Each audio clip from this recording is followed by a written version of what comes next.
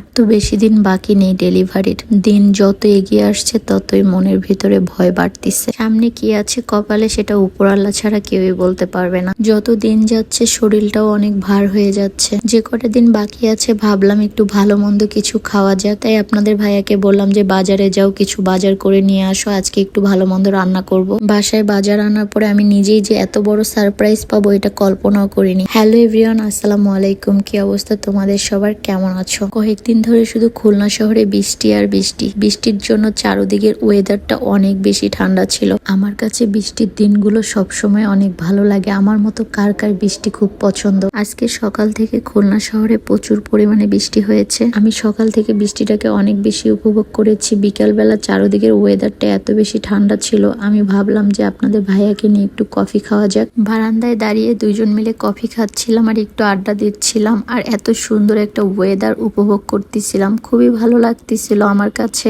আমি প্রায় সময় সারাদিন বিছানায় পড়ে থাকি অসুস্থ শরীর নিয়ে, তাই খুব একটা বেশি বারান্দায় আসা হয় না আমার। মাঝে মাঝে যখন ওয়েদারটা একটু ঠান্ডা থাকে, হালকা বাতাস ছড়ায়, তখন একটু বারান্দায় এসে দাঁড়াই। কফি খেয়ে কিছুটা সময় বারান্দায় কাটিয়ে চলে আসলাম আপনাদের ভাইয়াকে টাকা দিতে। সে এখন বাজারে যাবে। আমি বলেছি একটু ভালো মন্দ যা পাবা তাই আজকে নিয়ে আসবা। আমি আজকে রান্না করব। আজকে আমার শরীরটাও একটু ভালো লাগতেছে, তাই ভাবলাম আজকে একটু রান্না বান্না করে খাওয়া যাক। আমি প্রায় সময় অসুস্থ থাকার কারণে আপনাদের ভাইয়া রান্না বান্না করে। একটা ছেলে মানুষ যতই ঘরে রান্না বান্না করুক না কেন, ওইভাবে কিন্তু মেয়েদের মতো ভালোভাবে রান্না করতে পারে না। কোনো রকম খাওয়ার তাগিদে রান্না বান্না করে, পরিস্থিতির শিকার হয়ে রান্না বান্না করে। যেমন আমি মাঝে মধ্যে খুব বেশি অসুস্থ যখন হয়ে পড়ি, তখন আপনাদের ভাইয়াই আমাকে রান্না করে খাওয়ায়। যখন সুস্থ থাকি তখন আমি রান্না করি, সে আমাকে একটু হেল্প করে। তো তাকে বাজারে পাঠিয়েছিলাম, সে বাজার করে নিয়ে চলে আসছে। এখন আমি এক এক করে সবকিছু গুছাবো আর দেখবো যে সবকিছু ঠিকঠাক আছে কিনা। এই তো মুরগি কিনে নিয়ে এসেছে, গরু গোশত নিয়ে এসেছে, আর এখানে দুই এক পদের সবজি নিয়ে এসেছে।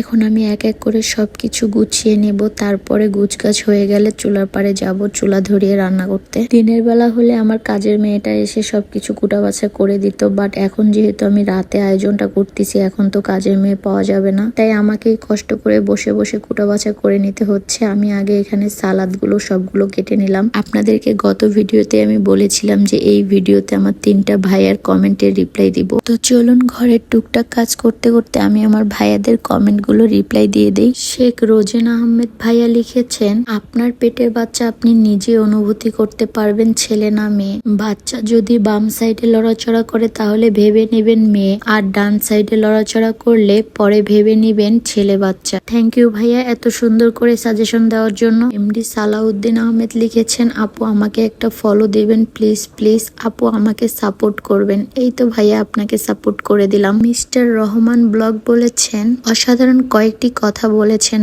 খুব ভালো লাগলো, কমেন্ট করে ভালোবাসা দিয়ে গেলাম। থ্যাংক ইউ সো মাচ সবাইকে এত সুন্দর সুন্দর কমেন্ট করার জন্য। এই ভিডিওতে আমার কিউট কিউট আপুরা কমেন্ট করে যাবেন। ইনশাল্লাহ নেক্সট ভিডিওতে আমার কিউট আপুদের কমেন্টে রিপ্লাই দিব। হঠাৎ করে আমার বাসায় আমার বাবাইটাকে নিয়ে বোন জামাই চলে এসেছে। আজকে আমার ছোট বোনের ম্যারেজ অ্যানিভার্সারি, তাই হঠাৎ করে তারা দুইজন মিলে আমার বাসায় এসেছে। আর আসার সাথে সাথে আমার বোন জামাই আমার বোনকে সারপ্রাইজ দিবে, এখন সেই জন্য তার চোখ দুটোকে বেঁধে দিল। আমি তো নিজেই সারপ্রাইজ হয়ে গিয়েছি তাদেরকে আমার বাসায় দেখে। এখন আমার বোন সারপ্রাইজ হবে, তার জামাই তাকে আজকে কি সারপ্রাইজ দিবে সেটা দেখে। আমিও জানতাম না যে এত কিছু তারা প্ল্যান করে রেখেছে। আমাকে আমার বোনের জামাই যেতে বলেছিল, বাট আমি অনেক বেশি অসুস্থ থাকার কারণে তাকে না করে দিয়েছি। এই কারণে তারা সবাই চলে এসেছে আমার বাসায় সারপ্রাইজ পার্টি করার জন্য। এমনকি আমার ভাইয়ের বউকেও ডেকে নিয়ে এসেছে তারা। এত কিছু যে তারা প্ল্যান করেছে এগুলোর আমি আদৌ কিছুই জানতাম না। হঠাৎ করে রাত 11টার সময় তারা সবাই মিলে আমার বাসার নিচে চলে এসেছে। আমার ছোট বোন কি সারপ্রাইজ হবে তার ম্যারেজ অ্যানিভার্সারিতে,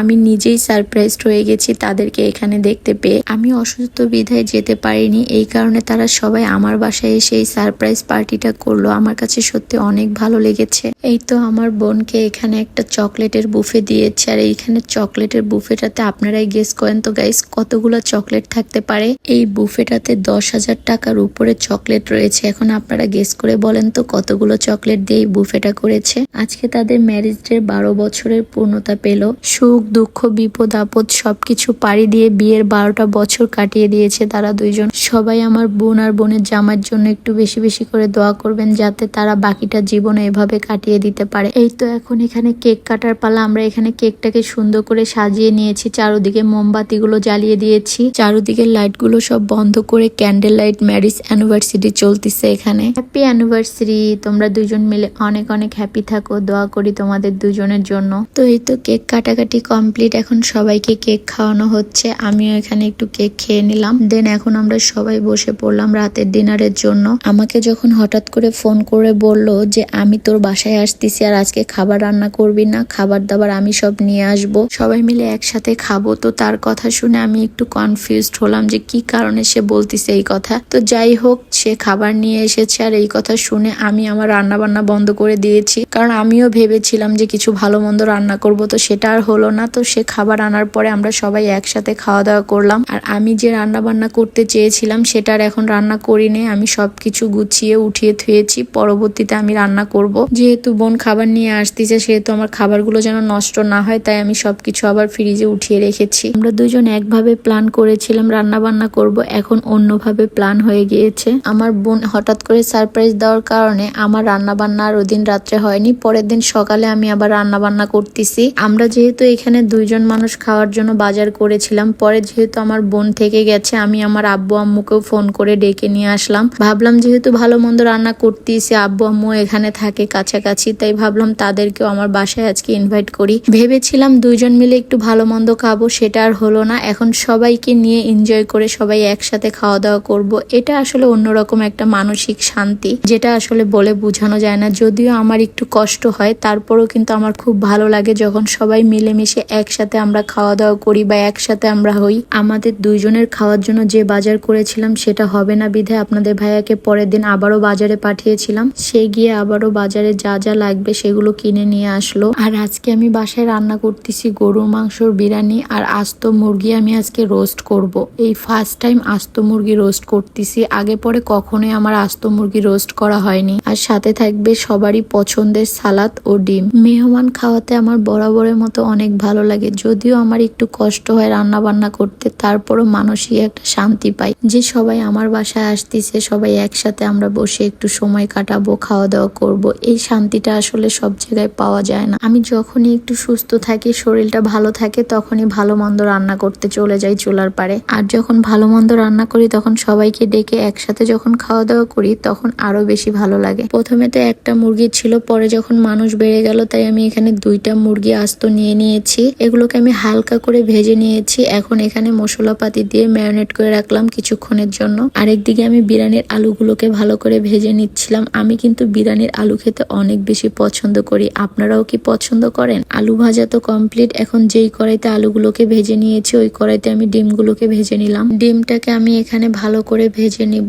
তারপরে ডিম উঠিয়ে দিয়ে আমি এখানে মুরগির রোস্টটা করে ফেলবো। অনেকক্ষণ হয়ে গিয়েছে, মুরগিটা মশলাপাতি দিয়ে ম্যারিনেট করে রেখেছি। এখন আমি কড়াইতে সুন্দর করে মুরগি দুটাকে বসিয়ে মশলাগুলো দিয়ে তারপরে এই গরম কড়াইতে আমি মুরগির রোস্টটা করে ফেলবো। আমার রোস্ট রান্না করা কমপ্লিট, এখন আমি বিরিয়ানিটাকে বসিয়ে দিব। এখানে আমি পেঁয়াজ মরিচ ভাজতে দিয়েছি, ভাজা মোটামুটি কমপ্লিট। এখন আমি চালগুলোকে দিয়ে দিচ্ছি। আমি এখানে 2 কেজির মতো পোলার চাল নিয়েছি, 2 কেজি পোলার চাল আমি এখানে হালকা করে ভেজে নিব, তারপরে আমি এখানে গরু মাংসটা দিয়ে দিব। আমার গরু মাংসটা অলরেডি রান্না করা কমপ্লিট। আর আজকে আমি বিরিয়ানিটা রান্না করতেছি সম্পূর্ণ দুধ দিয়ে, কারণ আমার এখানে 2 কেজি পোলার চালের মধ্যে আমার প্রায় 2.5 কেজি 3 কেজির মতো দুধ লেগেছে, আর বাকিটুকু হালকা একটু পানি দিয়েছি আমি। আর আমার দুধের যে বিরিয়ানিটা এটা খেতে খুবই ভালো লাগে, তাই আমি দুধ দিয়ে আজকে বিরিয়ানিটা রান্না করব সম্পূর্ণটাই। আমার মতো কে কে দুধ দিয়ে বিরিয়ানি রান্না করে খেয়েছেন কমেন্ট করে জানাবেন, আর যদি না খেয়ে থাকেন একবার হলেও বাসায় ট্রাই করবেন গাইস, অনেক বেশি টেস্টি হয় এবং অনেক ইয়ামি লাগে খেতে। পোলাওটা মোটামুটি 50% রান্না করে নিয়েছি, তারপরে বলে উঠিয়ে রেখেছিলাম।